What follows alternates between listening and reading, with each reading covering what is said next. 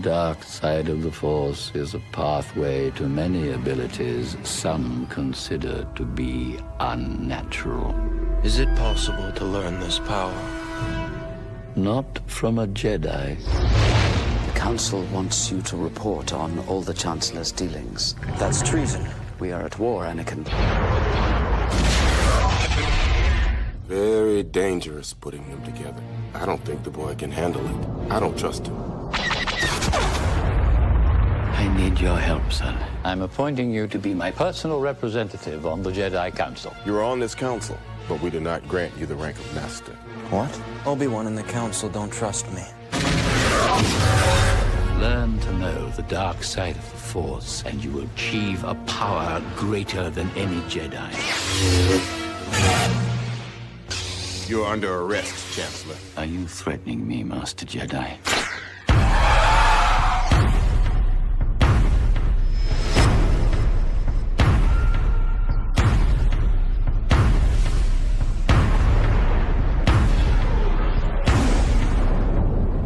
Every single Jedi is now an enemy of the Republic.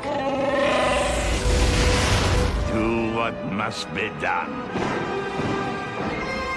Do not hesitate. Show no mercy. Who could have done this? Twisted by the dark side, young Skywalker has become. I feel so helpless.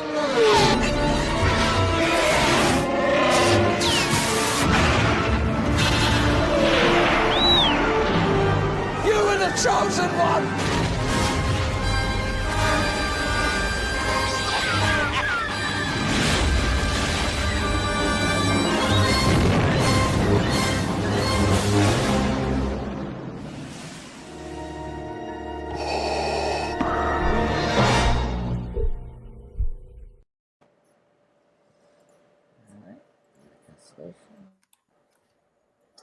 All right, everyone. I hope you guys enjoyed that amazing or spoil kind of trailer that's from Star Wars Episode 3, The Revenge of the Sith. Happy 20th anniversary for this film. Anyway, this is your host, moderator, Andreas Pop Culture Guy. Today I'm with, of course, co-host and MC Bleeding Edge host, Jeff. Jeff, how you doing, sir? I'm here, sir. Awesome. That's good to hear. You're here. And hopefully, guys, we don't have any technical difficulties like last time with the echo from Age of Ultron, so we should be fine. If not, well, we will, jump out of the live stream and do a recording, just like typical podcasts. If that ever happens again, that's our plan B. If that ever happens again. So anyway. So we're doing a Star Wars Episode 3, Revenge of the Sith. Came out 2005. It came out in May 19th. Released in the United States. Ran for 2 hours, which is crazy. Initially, when it ran, it opened box office workers in opening weekend and earned around 850 million worldwide back in 2005. Recently, last April, it had a re-release for this movie. I had a chance to do that Friday. This is like my first time actually seeing a re-release of a movie, so that was really cool. I saw it in New York, Regal Cinemas, first time as well in Regal, and and that pushed it forward into now 905.2 billion worldwide now. So that's pretty cool. And they were back in 2005. It was the second highest grossing film worldwide in 2005, behind the fourth installment of the Harry Potter film, of course, Goblet of Fire. That was also my first film of the Harry Potter films. And this one was well received, actually more well received than the previous prequel films, than Episode 1 and 2, mostly because people really like the mature themes, dark tone, the emotional depth, etc., the action scenes, particularly. And despite that, everyone had their criticism, particularly still the Lucas screenplay was very weak whenever he was doing dialogue and all that. And some people did, had some problems with Christensen's performance, but we'll discuss that later in the review. So Jeff, just opening up the discussion. Did you saw episode 3 in theaters? Or this is like no. I never saw any of the prequel films in the theater. I've never seen a Star Wars film in the movie theater. Okay. Yeah. This was my first in theaters, and before the sequel trilogy came later in 2015 with The Force Awakens, this was my first one. I grew up during the prequel trilogy era, you have to say. I have seen the cartoons that came out of this, like particularly the Jaron Tartakovsky's Clone Wars special he did for the Cartoon Network, which was really great. That was the first time I saw General Grievous. If you're my age, I saw that character before I actually saw episode 3, which was kind of crazy when I didn't realize that was the same character. And that episode, when he appeared, explained what happened, because it leads up to what happened in episode 3 with the Chancellor being captured by him and and Count Dooku. So yeah, very fun memory. I remember seeing it in theaters. It was like very cloudy. And I remember after the movies, me and my mom, or my parents, have to say, went out and did some house hunters. I think we were finding a new home. So that was like right after the movie. I don't think this is a well-received film, like overall, like critically. Like I don't think this is a well-received movie, like at all. You know what I'm saying? I think it's like well known to be like not a good movie overall. You know what I'm saying? I think that's the general attitude. If you ask people, among the Star Wars fandom and stuff like that, about like Star Wars movies or whatever, like the prequel films made money, but like they're made for children. They're not made for adults. They're not like Disney Plus Star Wars, for instance. Disney Plus Star Wars is made for people that are above 18. You know what I'm saying? Like that's the audience. That's the audience. Like that's who they're expecting to be able to actually like afford and have Disney Plus. It's adults, So like that stuff, that content, that Star Wars content is tailored to an adult audience. The prequel films aren't. They're made for kids. And, nothing about the prequel trailers or anything like that or anything back then gave off an impression of like of good, or like there being anything like special being done, really, from my perspective. I really didn't even pay attention when the movies came out, and don't even really have any recollection of them coming out, to be honest with you. No, I understand that. I mean, let me reword what I'm saying here. Like, episode 3 received better reception than the first two, but it still had mixed reviews. Still, like, I mean, there's still a lot of problems with this movie. I mean, it's not a perfect movie. I mean, the only reason it got better reviews is because it wasn't as childish as like episode 1 and 2, like a child friendly. The look of the drone of the droid soldiers, like the look of them, like from the Empire, you know what I mean? And then like, the clone trooper, clone troopers that all look like and talk like the guy from Boba Fett, you know what I'm saying? That shit is so whack, man. Like, it's not cool, like the way that the droids look, they don't look real, like they don't look even like they look better in the Clone Wars, like they look better, like they're kind of silly in this film. The animation, the CG, like, the special effects, when it comes to stuff like Yoda, like how he manifests on screen and stuff like that, it's not good, man. You know what I'm saying? Like, it's not good. Palpatine like fighting with his lightsaber doesn't look real. Like it doesn't match up to his like one-on-one shots. I mean, because the actor was so old at that time. They were trying their best to make that look good, but it wasn't that good. Yeah. No, No, I I'm agree. sorry, but like I mean, I really don't like this movie. So like, Yeah. I could care less that it's the 20th anniversary. I mean, I think they rape people like they rape Star Wars fans like like that like these movies made money. You know what I'm saying? And it grew the IP. You know, like for Yeah. Lucas. You know what I'm Yeah. saying? It grew the IP. You know what I mean? Big time. You know, it brought Yeah. Star Wars back to attention. You know what I mean? And back to the forefront to like the public again. You know, so like it did accomplish things. You know what I'm saying? The prequel trilogy. You know, at the very least, it brought Star Wars back into being a household thing. You know what I mean? Like for people. You know. And and that led from there. That led to them doing cartoon shows, and then they did the Clone Wars. You know what I'm saying? Like after that, it kind of led to that era. Yeah. Like without the prequel films, you probably don't get the Clone Wars and Rebels and what I'm saying, and that all that stuff. You know what I mean? If that makes sense. Yeah. No, it makes sense. Like. And I like that. Like, if we were talking about the Clone Wars or something like that, I could talk about the Clone Wars all day. Oh yeah.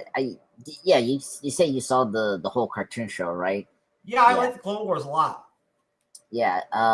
Yeah. I mean,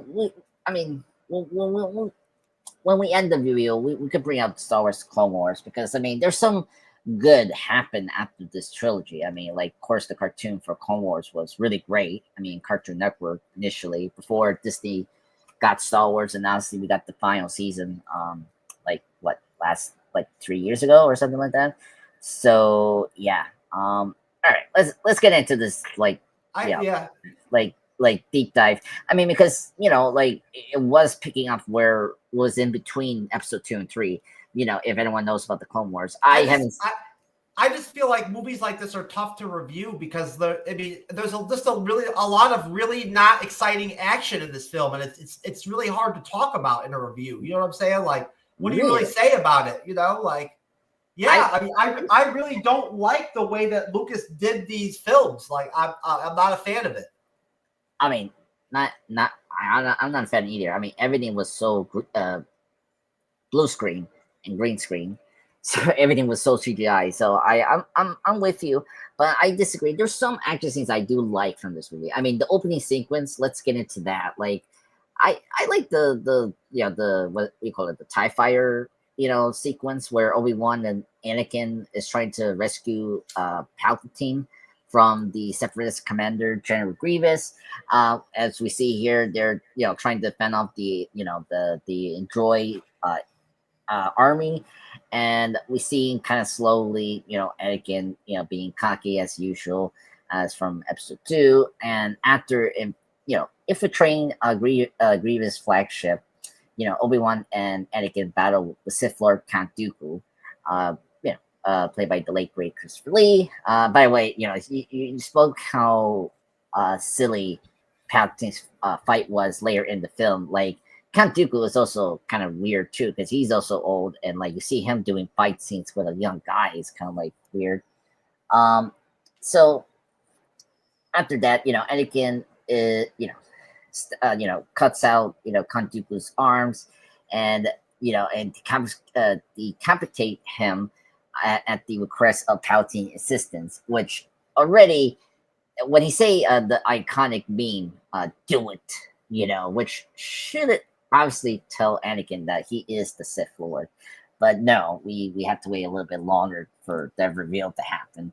So after the death of Count Dooku, they're trying to escape, but they get captured yet again, and then they meet up General Grievous, and then the whole battle is spill in the main cockpit of the Grievous ship.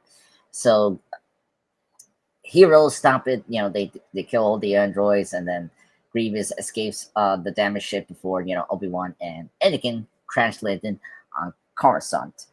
So after that, they celebrate. Anakin goes with the Chancellor, and then the whole other Palpatine, the whole Coruscant leaders. Anakin reunites with his wife, Padme, played by Natalie Portman, who tells him that she's pregnant. And of course, this triggers a vision of Anakin seeing Padme dying in childbirth, and this starts the whole downfall of Anakin becoming the dark side, because this vision's similar to Episode 2. If you have not known that this is a similar way in Episode 2, where Anakin had some visions of his mom dying, which happened in Episode 2. So this is happening again with Padme dying, but in childbirth, which is interesting. So he tries to figure out a way to prevent it. So let me stop there. I mean, we had thought about this opening. I mean, I like this opening. This is a good action scene.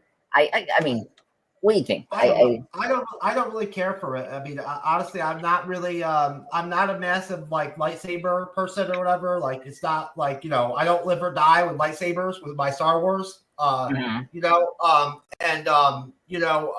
Honestly, there's too much reliance on lightsaber fighting in this film. And in the prequel trilogies in general, and it doesn't help the movie. No, I don't really like the opening at all. Count Dooku sucks. He's not even he doesn't even really come off villainous or anything like that. Like, he looks stupid. Like, he looks fake. Like fighting with his lightsaber. Honestly, say what you want about what's his name that played Anakin. But he wasn't very good. You know what I'm saying? Like, I don't know if it was because of his youth or whatever, but he wasn't very good. As an actor, I'm sorry, but it was great to see him come back in Ahsoka and all that shit, but he really wasn't all that good. I don't know if he did Clone Wars. I don't know if that's Anakin. If he voiced the same Anakin as in the Clone Wars, I don't know if he voiced him too. No. Yeah. Okay, so he didn't voice him in the Clone Wars then. So no, I don't care for the Anakin performance. Padme as a character is pretty much a nothing character. She doesn't do anything really. You know what I'm saying? She's not significant to me. At all. I'm sorry, but I like what's her name's Natalie Portman. Yeah, Natalie Portman, I like her overall, her body of work is solid, she's done a lot of really good films, but this is not one of them. This is not, she just attached her name to this because she was young and it was a big production. It was a big fucking shot, deal to land a film, a role in the Star Wars prequel, it put her name on the map. So that's the reason she signed up. They weren't they overall as far as her acting went, these movies didn't help her with her acting at all. I don't think. This wasn't a good character. This was not a good character. That's one of the big problems I have with this movie. There's not a lot of really good secondary characters in this film to kind of bolster the movie, you know what I'm saying? We watch a lot of movies over on the Bleeding Edge and review movies and everything, and me and Cyber pick the movies and everything, you pick sometimes and stuff like that, whatever. And most of the time when there's movies that we do that we like, they usually have decent secondary characters in them. You know what I'm saying? This movie is devoid of them, so it's what's his name is Obi-Wan is okay, Ewan McGregor is always great. That's he's probably the best part of the film is him. You know what I'm saying? But other than that, I don't really have much to say about that opening sequence or whatever. It's kind of whatever. It's not there are some decent shots of space battles, of a space battle occurring and everything and all that, but there's not enough of that. If they were they could have done more of that, and I would have been okay with that. I like those big overhead shots of the space battles, those big side shots, they're fun. I the actual one-on-one fighting, like with the fighters, like they do with Anakin and Obi-Wan. I'm whatever with that. It's really whatever, like I don't really care. Yeah. Like I like when they do animated Star Wars, like Clone Wars. Like I like the stuff like that more. Something about animation, I enjoy it more. But in live action, the way they present it, like I don't know. It's so cartoony in these movies. I mean, like with the Clone Wars animation series, that's like almost level of anime kind of action that's so good. Like I don't know, you've seen Avatar: The Last Airbender, but it's more like that level of like action where it's very good. Also, you're talking about the lightsaber battle. Yeah, in that show, there's more like a balance between lightsaber battles and like I never like watched space. that. I never watched that show. I watch other anime, but I've never got into that. No, not near me. So I don't know, acceptable to use, about that. I kind of agree with you completely about the performances of some actors. Like, I mean, Padme is kind of useless in this film. She is like a sight, like she's useless in this plot. She's just there to be pregnant and die in this film.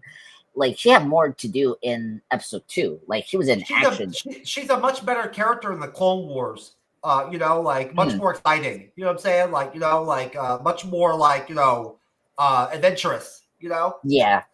Yeah, and I feel like in this movie she just doesn't really get the material there. And I agree with you. I mean, now Natalie Portman, great actress.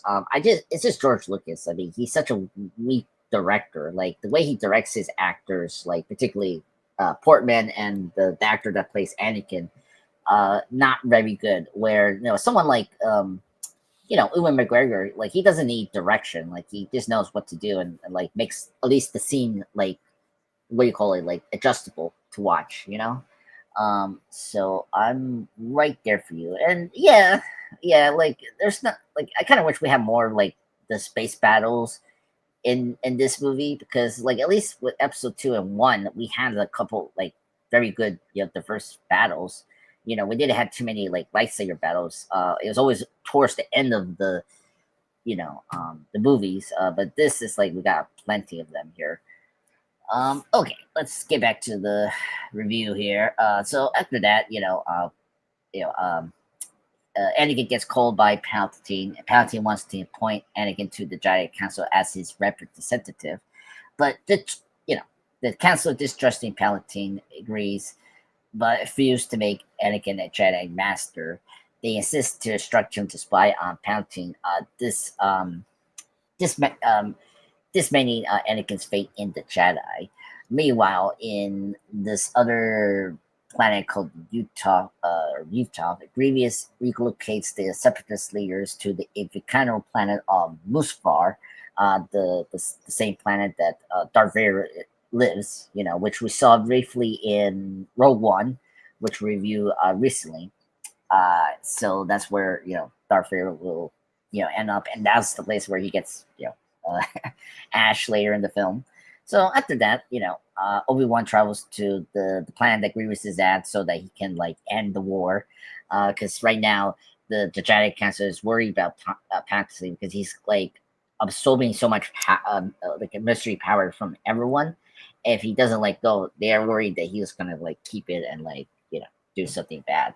So that's the worry about that. So if Obi-Wan has a chance to kill Grievous, the war is over, and like he has to like step down. Like Palpatine has to step down as the Chancellor. So same time, we see also Yoda has a travel to the Wookiee planet to defend it from the Separatist droid attack on the Wookiees. We see briefly, Chewie there in a cameo. That was kind of cool. It was cool to see all those Wookiees there because, just trivia here. Lucas was trying to make all like army of Wookiees in the Return of the Jedi episode. Was it 6? Yes, 6.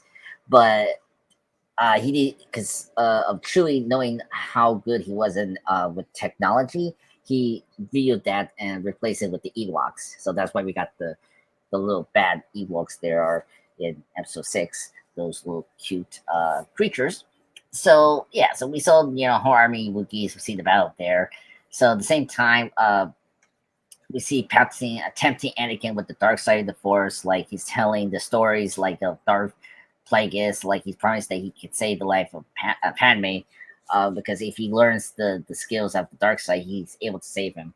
But Anakin seduced that Palpatine is the Sith Lord behind the Clone Wars, and he reports this treachery to Mace Windu, aka played by Samuel L. Jackson. He confronts and subdues Palpatine, leaving the latter disfigured.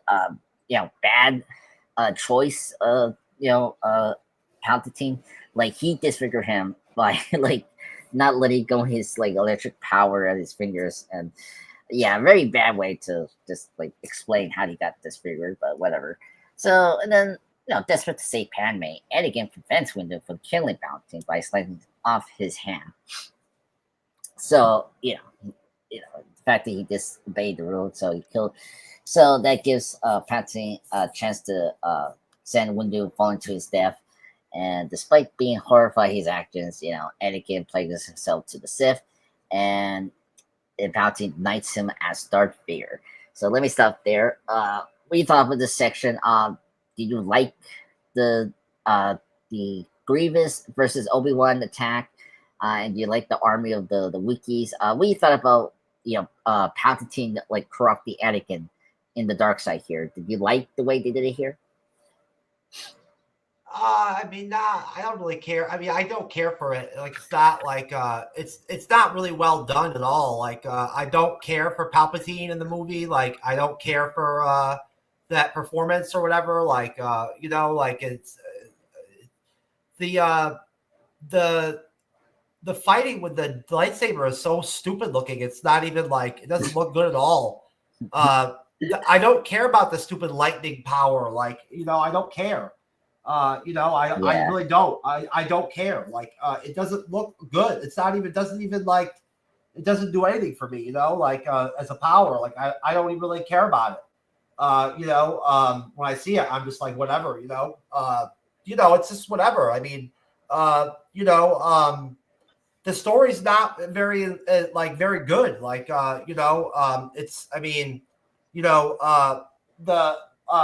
what's his name's performance as Anakin, like falling to the dark side, is not good.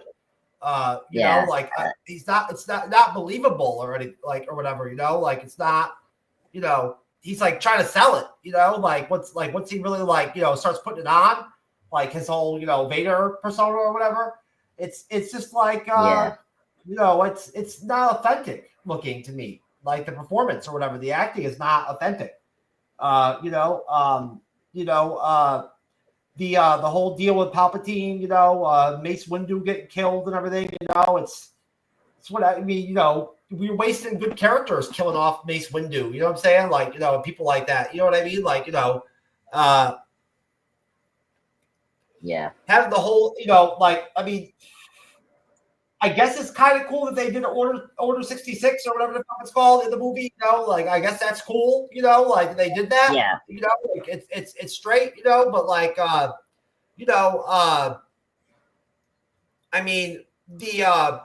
how they the way they pulled it off, in action, in real life in the movie, was just kind of so-so. It was whatever. You know what I'm saying? Again, it was. I just really don't. Like the this part of the film that much,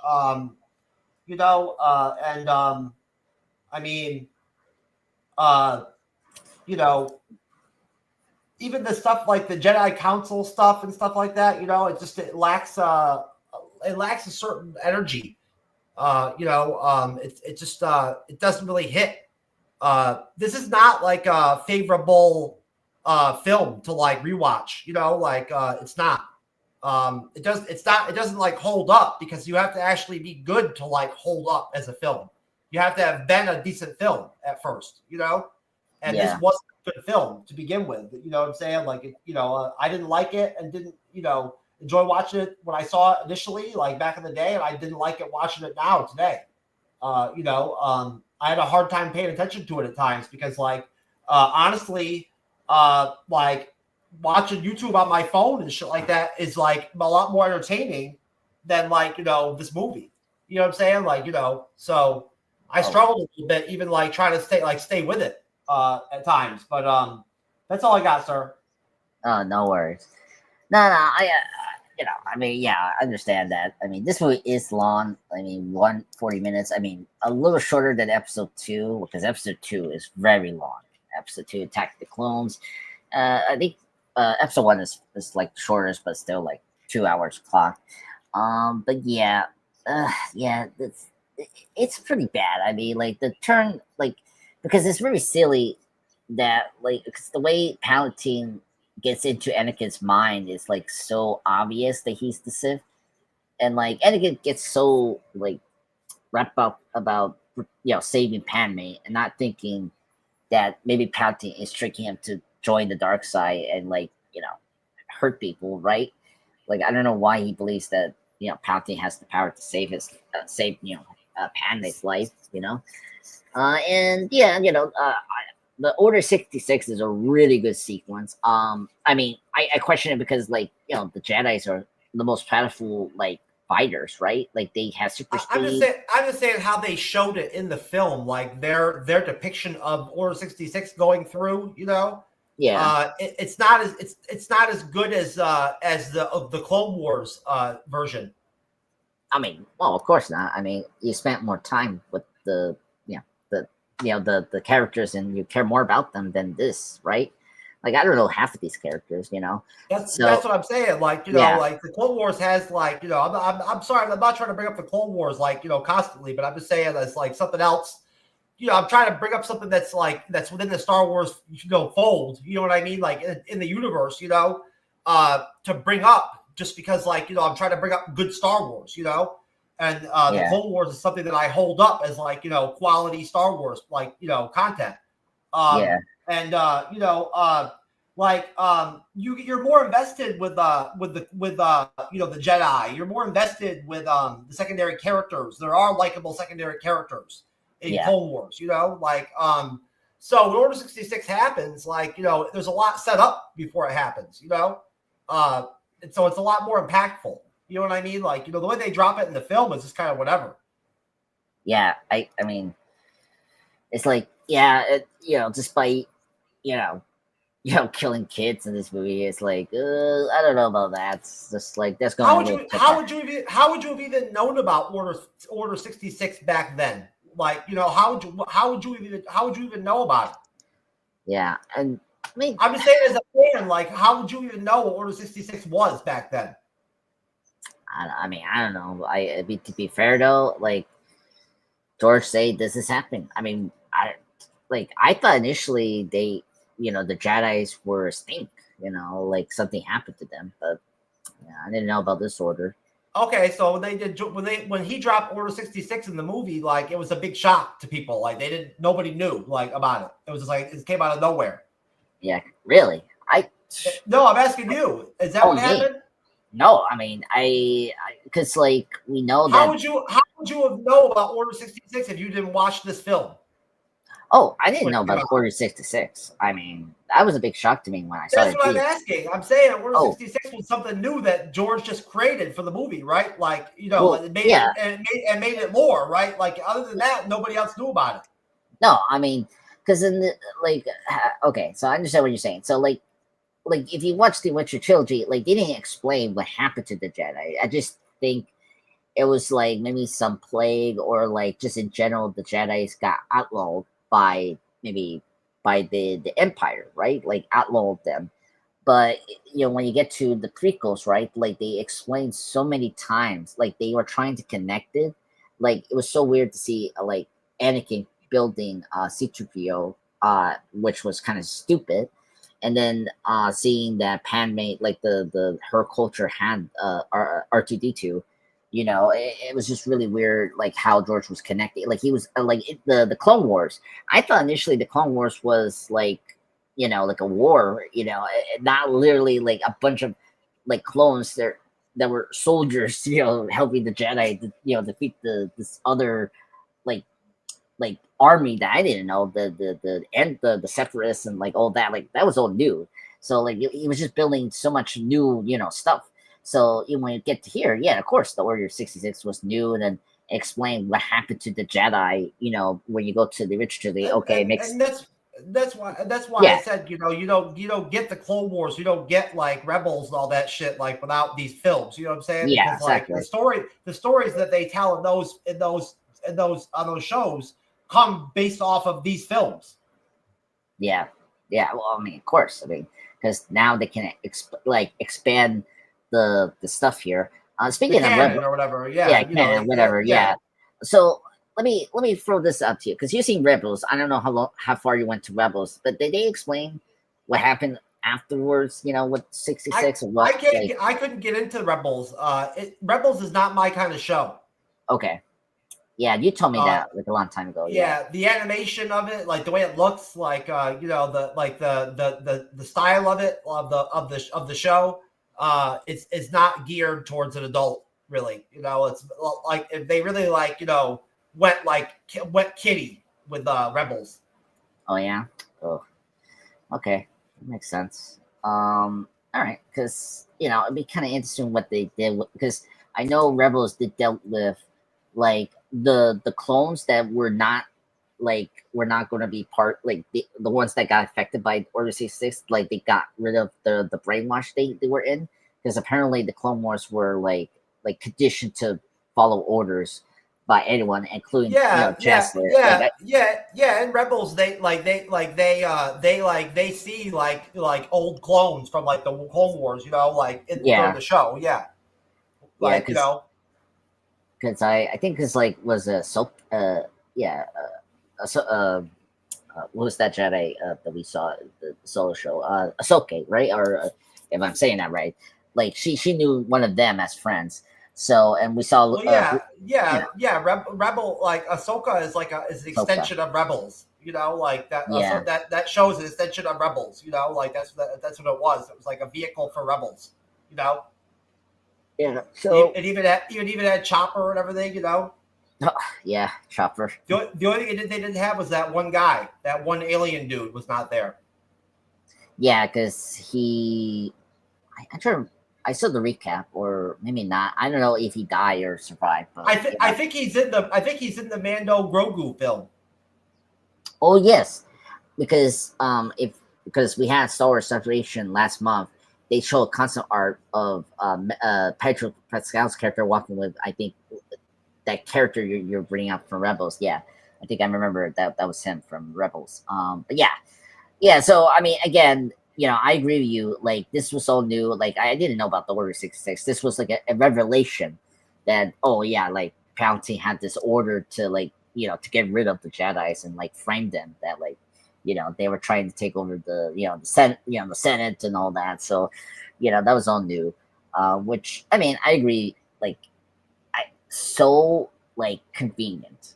And like the Senate stuff is not believable. Like when Palpatine gets all evil and everything, it's like come on, that's not like. It's very campy. I got to say, yeah, like very campy, like just over the top. Yeah, and the politics is like if you compare it to Endor, who we're watching right now, right? Like Endor's politics makes more sense than this going on.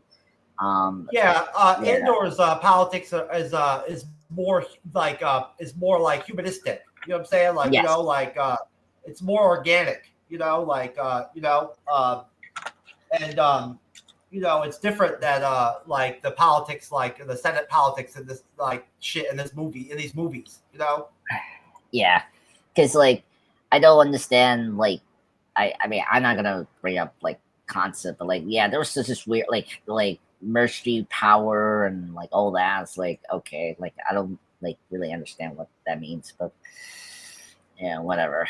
All right, let's struggle on. So after Palpatine issues 66, which commands the clone troopers to kill their commanding Jedi generals across the galaxy, which we see here, while Vader and the balloting of clone troopers on the ground kill the remaining Jedi in the Jedi Temple. Vader then travels to Mustafar to assassinate the Separatist leaders, and of course, while Palpatine declares himself an emperor before the Galactic Senate, transforming the Republic into the first Galactic Empire, and he denounced the Jedi as traitors. Very funny scene where he tells how he got scarred, and then Padme's there, saying like, with thunderous applause, and then after that, Obi-Wan and Yoda obviously survived Order 66, because I mean, if you haven't seen the original trilogy, they survived, well, at that point, and learn that Anakin has turned to the dark side. On Coruscant, on the Jedi Temple, Yoda instructs Obi-Wan to confront Vader, while he tells him that he's gonna face Palpatine to stop this, right? After that, Obi-Wan seeks out Padme to discover Vader's whereabouts and reveal his tragedy. So here we get my favorite scene here, where Obi-Wan covers his mouth and tells him that he killed a bunch of what's the word? Younglings, aka kids. So he killed kids, which we saw the one scene where like the kids are like hiding in the chancellor's chambers, and like they come out when they see Anakin Skywalker, and then he just activates his lightsaber and kills younglings. Wow, really dark. And then after that, Padme takes Obi-Wan and travels to Mustafar, unaware that Obi-Wan has okay, no way Padme was unaware that Obi-Wan has stolen aboard her ship. She kind of knows she was bringing Obi-Wan to there, right? But anyway, very silly description here, plot in Wikipedia. And then, she pleads, Anakin to, abandon the dark side and get rid of his ambitions, and like, and she understands he's trying to save her from death, but I mean, I don't know about that. I mean, she probably had good doctors or something like that to prevent that, but whatever. So, after, the failed appeal to abandon the dark side, Anakin sees Obi-Wan emerges, and enraged, Vader believes Padme has betrayed him and strangles her with the Force. And then after this, Obi-Wan and Vader had their talk, and then he kind of explains that he will take over the galaxy, overthrows Palpatine, and have his new, empire with new security stuff and whatever. And here we get Obi-Wan saying that he cares about democracy, not fascism. So then they engage in a lightsaber duel, which ends. They do a lightsaber duel. Meanwhile, Yoda goes over to the Senate and battles Palpatine there on Coruscant.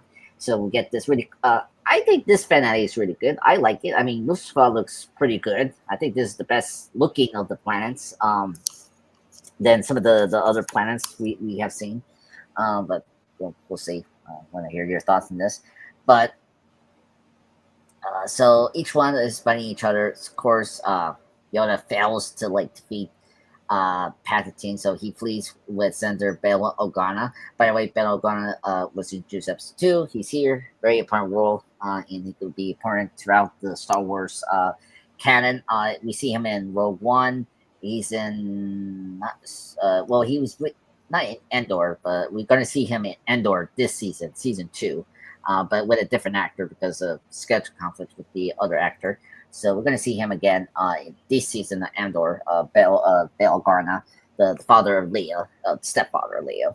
So after the fight with Obi-Wan and Vader, we get Obi-Wan win victoriously, serving Vader's left arm and both legs, and then Vader is then burned alive by the nearby lava flow as Obi-Wan retrieves Vader's lightsaber, his blue lightsaber, and leaves him for dead. So let me stop there. What do you thought about this climax of the Mustafar and the Yoda battles Palpatine? Go ahead. What's your criticism? Do you like this? Come on. It doesn't really look all that good. Like the Palpatine Yoda fight's doesn't look all that good. It's not like CGI is not like from back then is not good. There's too much of it. Again, I don't care for the lightning. I don't care about that. Yeah, I mean, you know, the stuff with Padme is whatever, you know, because again, she's just not important, you know, so like it doesn't really matter, you know, it's whatever, you know. She's Luke and Leia's dad, mom, you know, like we know that, you know, we get that, you know, like that's understandable. But besides that, like, you know, like who cares?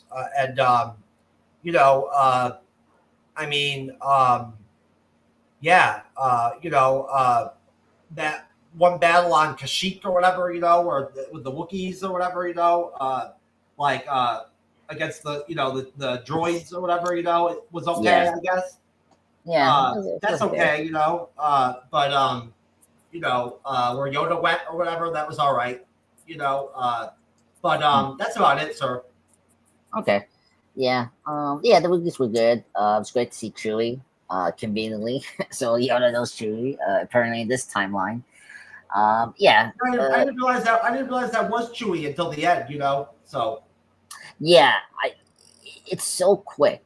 Like, because we have the other Wookiee that is like, I guess, the general or like the leader of the other Wookiees, you know, and it's like, you know, it's like briefly that. I mean, I gotta say, I seen briefly Solo. The you know, the Han Solo movie, you know, and at a plane because my mom was watching it.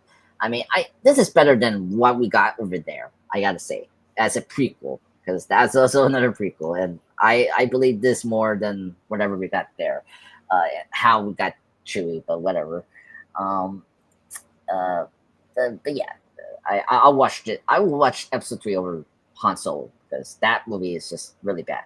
But anyway, I will defend this finale. I actually like the Obi-Wan versus Anakin stuff because we haven't bring up John Williams. Yeah, you know, it's okay. I mean, you know, the setting of the fight is interesting and all that. You know what I mean? I guess, you know, but like again, it's just whatever. You know, it's there's already been enough lightsaber battling at that point. You know what I'm saying? Like, you know, I've seen enough of it.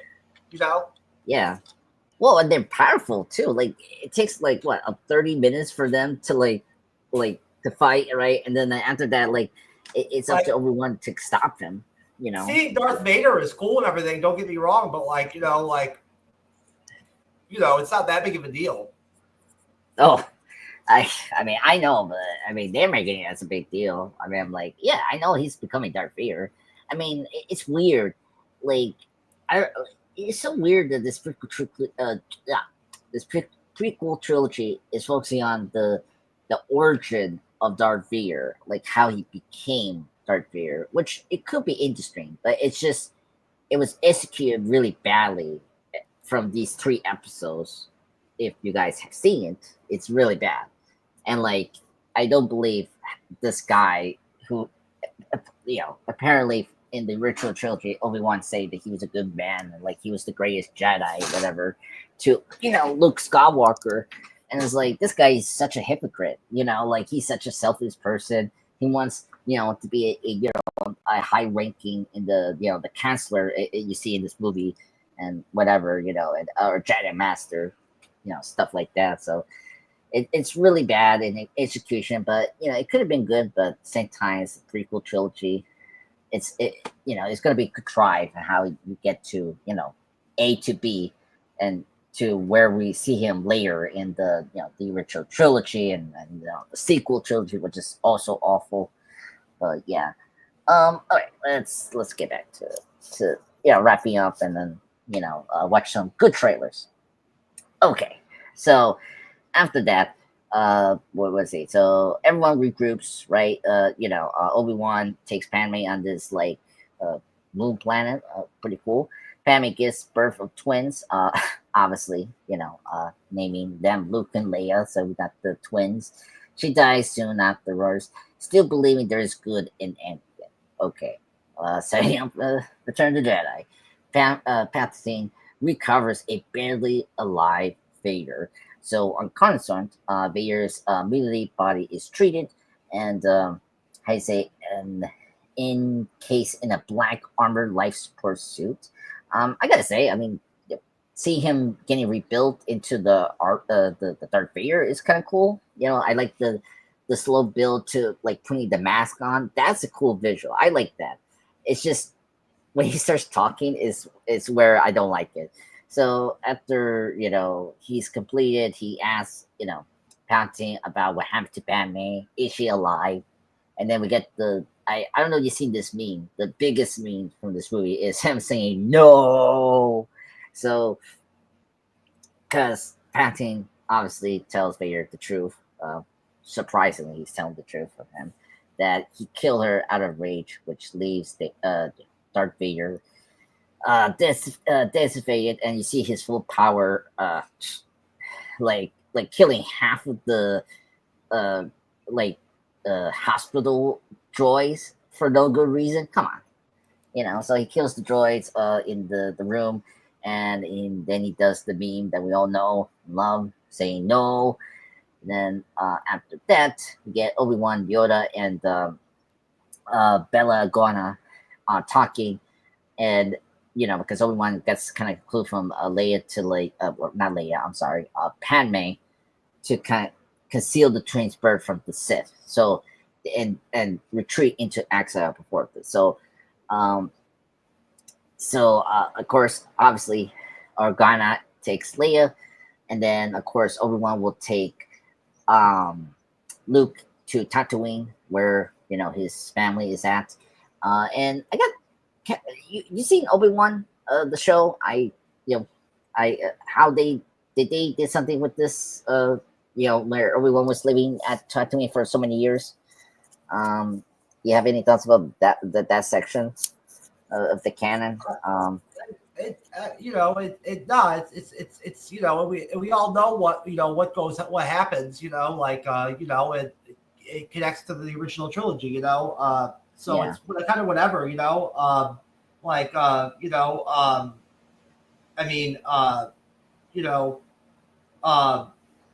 it's just kind of whatever. Again, it's not, I don't like it. I'm not a fan of the movie. I don't think it works. I don't think it's a good movie. I don't know what else to say really besides that. Nothing comes out of it that that really does anything for me. To where I can have anything to say. Everybody just goes their separate ways. And that's the end of the movie. Bam, that's the end. So, yeah. I like how you go into the end there. Yeah. Okay. So, I wasn't yet wrapped up to the family, but we'll get to that. I was asking you, what they did the show Obi-Wan? What they did with Obi-Wan with the Tatooine stuff? Because I haven't seen Obi-Wan the TV show, so I fell asleep trying to watch it. So I don't know what the hell happened. Okay. It's not a good show. Yeah, that's what I heard from my friends. Okay, well, let's move on. So let's just wrap up. Yada. Padme's funeral is on the way in Naboo, and then Palpatine Vader supervised the construction of Death Star we see, and then Bella takes Leia to the home planet to raise her as a daughter, and then Obi-Wan delivers Luke to the step uncle and step aunt, Owen and Beru Lars on Tatooine, as it should be in Episode 4, and Obi-Wan settles nearby as a recluse while watching over young Luke. That's the end of Episode 3. We made it through, thank goodness. I feel sorry for you, sir. Very bad. I thought it was going to be better rewatch for you, but hey, Star Wars Episode 3. It's not going to be. It is what it is, sir. Yeah, that's what it is.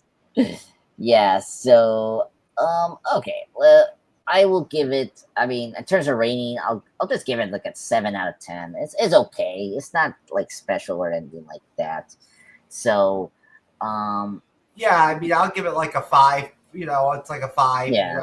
It's maybe I don't know what to say. It's just it doesn't have a ton of rewatchability. I'm sorry for me. Yeah. No, I understand. And look, you're not the only one. These movies are still bad. They're not perfect. I don't like. Episode 2 is really bad. It's really bad. I don't have any desire to watch the original trilogy movies at all. You know what I'm saying? I don't have any desire to go back and watch them. Really.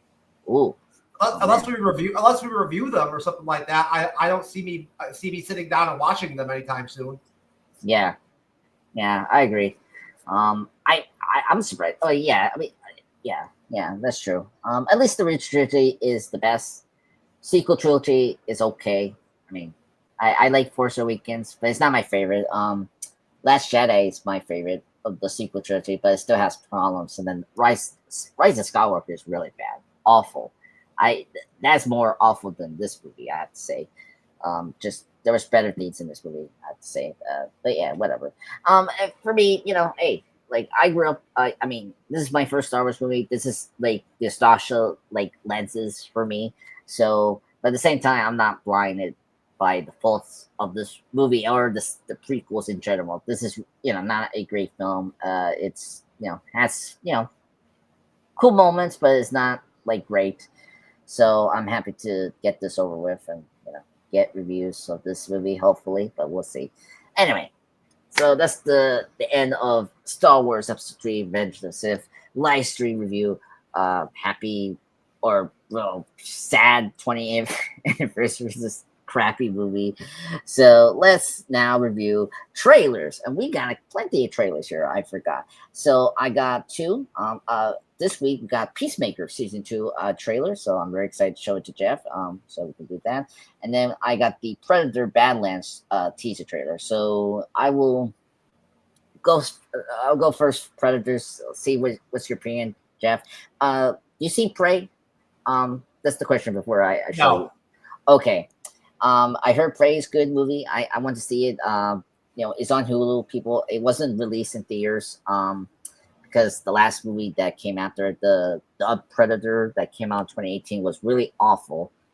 Didn't do well. So Disney / Fox Century Studios put the new Prey movie that came out in 2022 in Hulu, and it got good reviews.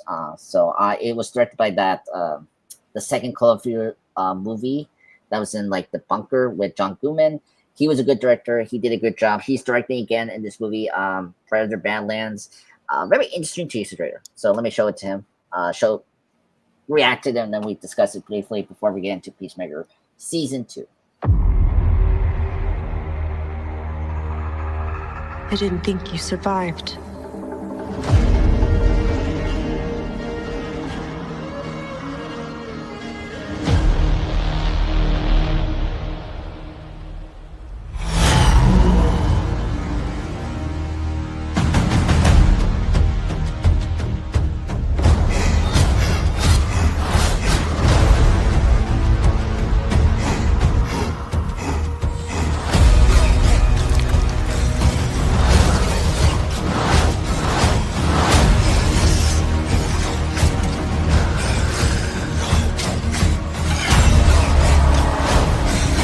Hunting something that can't be killed.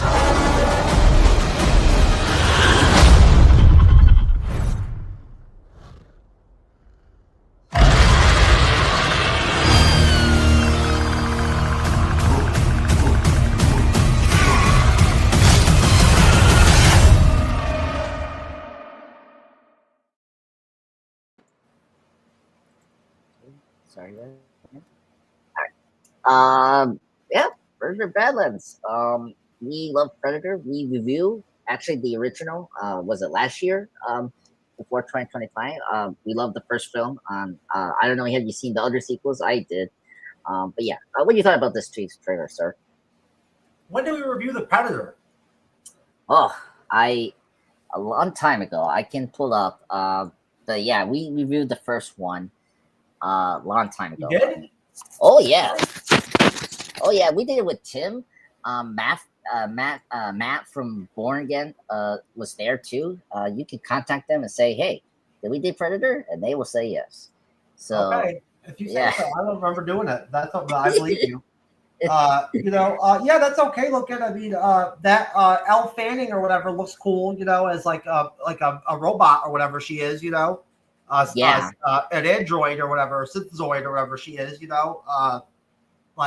looks cool, I mean, I'm not a massive Predator fan, I mean, it's crazy to me that they're making another film already. after Prey. Like I'm kind of shocked. They managed to get Elle Fanning to be in it too. That's crazy. Yeah, I know. It's kind of crazy. And I when her eyes. Speaking of Android, that's the androids we see in Aliens, the Alien franchise, which I don't think we have in review yet, which we should have because what's that from the company there? Wayland Yutani. Yeah. So I was shocked they did that because I mean, if you guys have seen the AVP movies, which is awful, by the way, really bad movies. I mean, second's really bad, but yeah, I was surprised they did that. They're doing that. It looks like they're crossing over into the Alien universe with the android, with her being an android. Yeah, and that's cool too. Like we haven't done that with a Predator, so that's kind of neat. I mean, they need like these the production companies and everything. The people who make movies, like they need projects.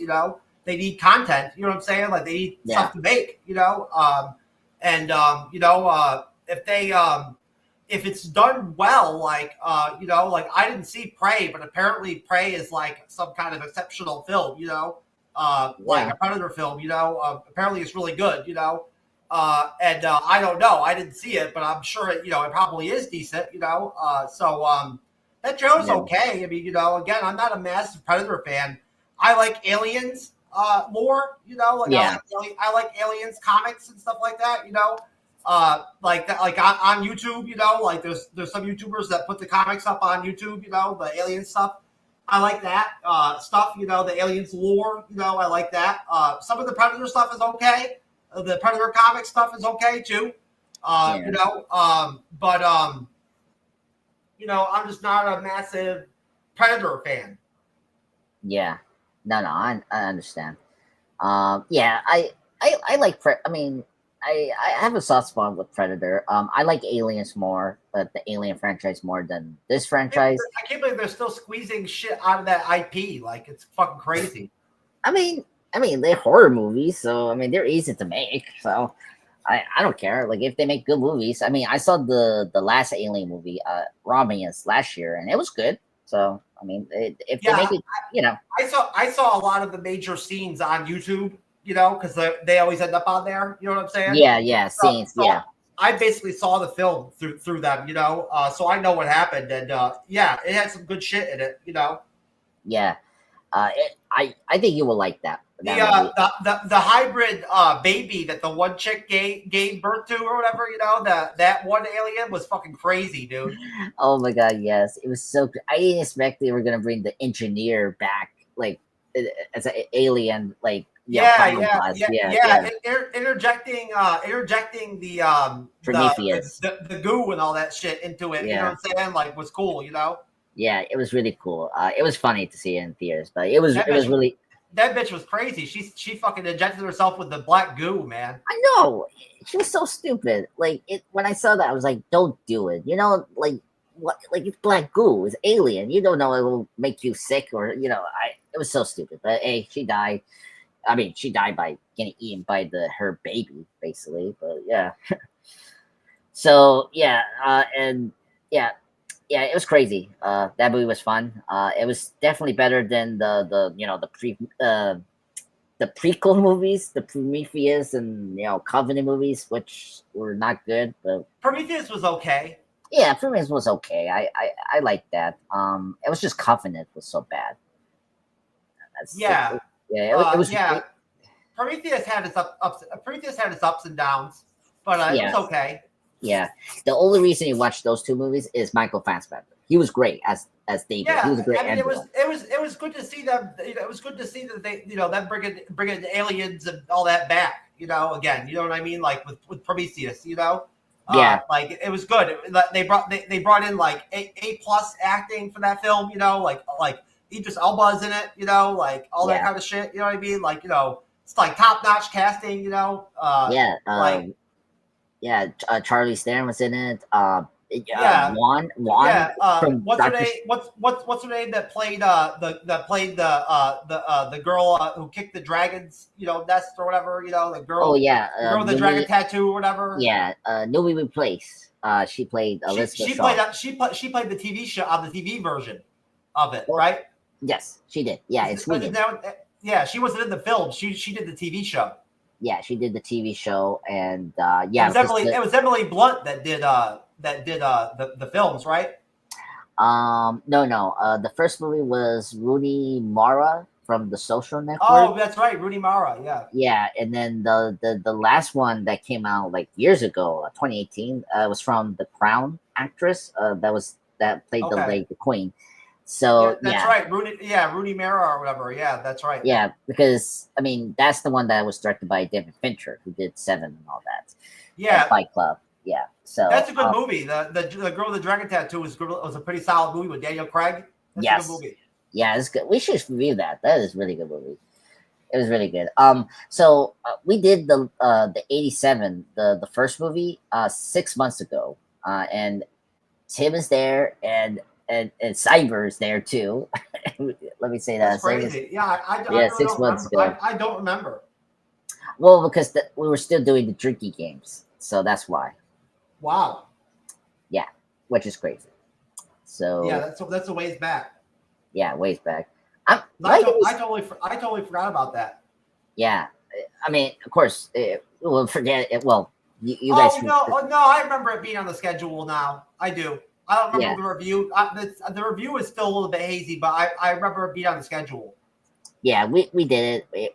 It was a fun time. That was. I know we did. Yeah, I know. Yeah, because that's where I revealed that I love the Predator as a sexual thing, and we just made. I can't believe I watched the Predator. I don't remember rewatching it.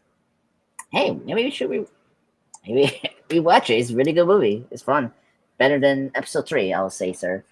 I'm sure I watched it. Yeah, it's really good movie. It's really great. But yeah, it was a drinking game. Still, I have a question. Why did we stop doing the drinking games? It's weird. I lost the desire to do it. Okay, all right. That's all I have to ask. Yeah, I mean, I'm sure we'll probably throw it in there again some other night. You know what I mean? But lately, I just haven't had the desire to do it. Yeah, and I still drink sometimes during the show. You know what I mean? But I just don't want. I don't want to drink to the level of playing drinking games. Really, I haven't been feeling it like that. Yeah, you gotta be in the mood for that kind of thing. Yeah, no, I agree. I was surprised how far we went there with the drinking games. Anyway, yeah, we didn't do too much of the drinking games. It was always different. Okay, so let's get now, finishing up the show. Peacemaker season 2. So you seen season 1 of Peacemaker? Because I know. I might have to watch it. If we might cover season 2 of Peacemaker. Yeah. We probably have to catch up with season 1. So yeah, so Peacemaker is the character from the Suicide Squad. He's a Tarzan character that got absorbed, like the whole Tarzan character, like Captain Atom. The Question got absorbed by DC during I think the late 80s, and so DC owned the characters. And then of course Gunn, when he got fired by Marvel many years ago, and got back to Marvel doing the wrapping up Guardians 3, he did DC and he does the Suicide Squad, and he spun off the Peacemaker, and season 1 came out like a long time ago from 2022, and we're getting season 2 into the James Gunn new DC universe. So I'm excited to show it to you.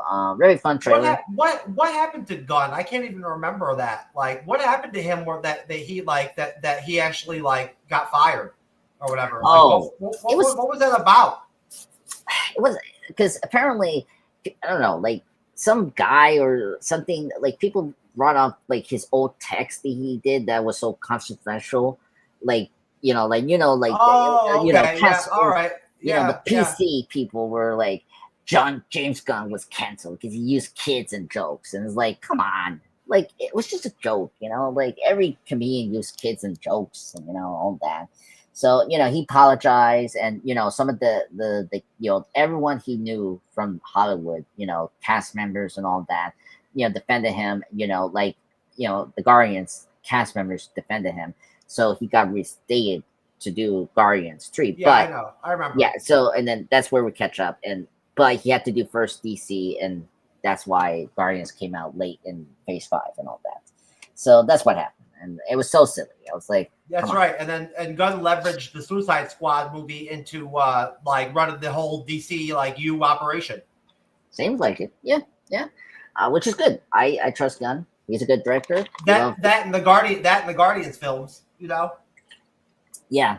I mean, hey, the Guardians films were like, I don't know how you rank them as trilogies, but they were good. It was the best trilogy we had. As far as the MCU, as far as all the MCU stuff that's happened, like, it's one of the top trilogies, like, out of all the MCU trilogies, yeah. Yeah. So, review chapter. The Captain America probably is the best. Yeah. No. Captain America is number 1, and then 2, I'm probably put like Guardians after that, like, and then 3rd had to be maybe Spider-Man. I know people like that trilogy; it's consistent, but I don't care. I didn't really like Spider-Man 3. Yeah, I'm not a fan of it. I like Homecoming more. Yeah, me too. Yeah, we have that in common. I think Homecoming is like a really underrated MCU film. I had it within my top 10. Same MCU here. Films. Yeah, same here. I put that my top 10 because I like the way they did Homecoming. It was like a perfect superhero film. Exactly. Not doing redoing the origin story. It was like, okay, perfect. And I like the villain. Tom Holland was a breath of fresh air as Spider-Man. You know what I'm saying? Like, Michael Keaton is great as the villain. Yeah, that's the best thing about that movie. Yeah, Vulture. Like when we got the twist, it was like perfect. Like I loved the car scene. It was good. But yeah, I mean, it was sad that we didn't like pay off like the Scorpion thing that was in the post-credit scene and all that. So yeah, I wonder. It'd be interesting to see how well a Spider-Man film does economically, box office wise, in current times. You know what I'm saying? Yeah, it's gonna be curious how Brand New Day is gonna happen. I mean, because it's between the new Avengers films, it will probably do well because people were questioning why Spider-Man was not in the Doomsday casting, as we went over like a couple weeks ago. And like people have to understand, like he's in the movie. It's just probably he's not going to be in the film as big in Secret Wars. But he needs to be. He needs to be there. Like he needs to be in both the movies. Yeah, well, we'll see. And of course we'll probably see Andrew or Tom again. Maybe in Secret Wars. We'll see. Like we've seen it before, like with Infinity War, when they put all the characters together in one film, it can really work well if they do it right, Yeah. That's why they brought the Russo brothers back, because they, what I'm saying, they needed somebody that could handle, putting like 30, 40 different characters into a film. You know what I'm saying? Again, Yeah. Which I mean, hopefully the Russo brothers deliver. I'm a little concerned because their other stuff are not good, but whatever. I haven't seen them, but we'll see. They didn't do a lot after Endgame. I mean, they did because the movies are in streaming. They did that Netflix stuff that they signed up for. You know what I'm saying? Like they signed up to do like that work. They did that, but that's about it. They did a couple of movies or whatever for them. Yeah, like their first post Endgame movie was like with Tom Holland. That was an Apple TV called Cherry, and then they did a couple movies in Netflix, like the Extraction movies, but that's with the other Russo brother. And then recently they did The Gray Man. I've seen some of the fight scenes from that Extraction movie. They're pretty good. Yeah, they're pretty good. I like that movie. They're pretty good. But they did other ones. The recent movie they did this year. Called Electric State. They had Chris Pratt there, and they had the Levin actress from Stranger Things. So I heard pretty bad things about that movie. Yeah. So anyway, so let's okay. So Crazy D. So let's watch this Peacemaker season 2. And then get out of here. They're gonna be doing backflips to get you to join. Welcome, Peacemaker, or do you prefer Chris? Either's fine. Can you tell us a little about your skills? I'm considered the finest marksman in the world. Mic is off. Yeah. I am also proficient in hand-to-hand combat. How many more of these do we have today? Is that popcorn still here? You love popcorn. My butt's getting really big lately, so. I have a variety of helmets. This guy sucks. Excuse me? Am I supposed to be able to hear you guys? Excuse me? You were talking about your butt and stuff? And also you said that I suck? It is not funny. I don't get it. We saved the world. I thought everyone finally treat us like heroes. I don't need anybody else to just forge my own path. You're living in the worst level of Grand Theft Auto. I've come to the conclusion you suffer from a particularly severe form of toxic masculinity. What? Argus has been monitoring Peacemaker ever since Rick Flag Sr. was named director. Does he know that I have? Kill this time? Yeah. Bring me Peacemaker. Mexicali, you scan for any anomalies throughout that house. Pony Boy, don't let him out of your sight. Titties, I want you to take the front door. Encino Man, you take the back door. Got it? Yeah, but not the fucking names, dude. You can't just call us that. Where do you think we are? Fucking Berkeley?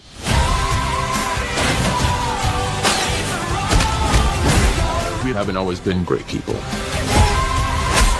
But we are the 11th Street Kids. No one will ever break us apart. Oh, cool.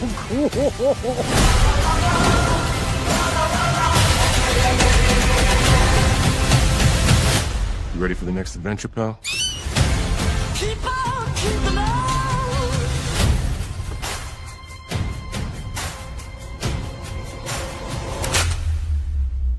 Who the fuck are you?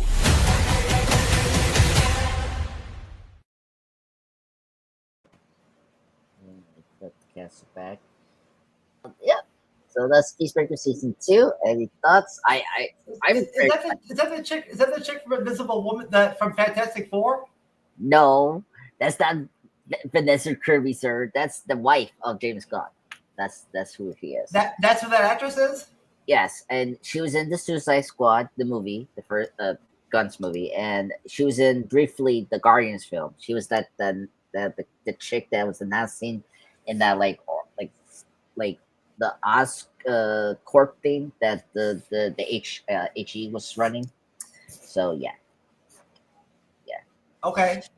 Yeah. That's who she is. She's Jennifer Holland, and she plays one of those Argus like employees that got fired by Amanda Waller and all that. So, or whatever. Okay. Is that how it works in the show? I don't know. I didn't watch season 1, so I wouldn't know. I don't know. I haven't seen season 1. I just know these. So, because I just know that in season 1 he was sent on a mission to investigate, and so he was put with her and the glasses guy that's from the Suicide Squad, and and they're like they got demoted to a rank because what happened because they betrayed Waller. And if you haven't seen the Suicide Squad finale, they knock her out, and so that the Suicide Squad stopped the alien creature that's Starro in the finale of the Suicide Squad. So that's what happened. And I think that the black chick is the daughter of Amanda Waller. That's if I remember correctly. Oh, really? Yeah, and that's from the comic books. Yeah, and then and the friend, the guy that's in that other suit, that's Vigilante, another DC character that people know. Okay, cool. Yeah. It looks entertaining. Yeah, I mean, if you like James Gunn stuff, it's good for you. So yeah, if you like an adult orientated, type of stuff, like that, like TVMA type content, this is that kind of show, I'm sure it's very R-rated. Yeah, it's really R-rated. I've seen a couple scenes from the first season, really R-rated, pretty good.